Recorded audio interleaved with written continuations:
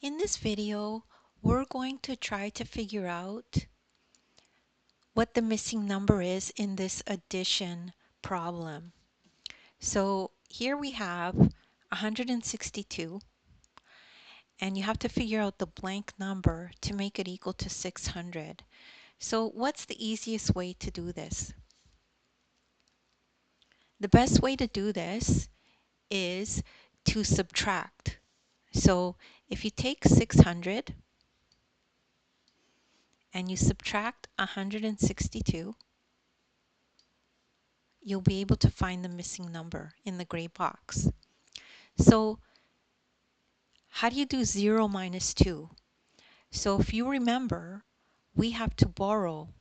So we borrow from the 6. The 6 becomes 5. This 0 becomes 9. And then this becomes 10. 10 minus 2 is 8. 9 minus 6 is 3. 5 minus 1 is 4.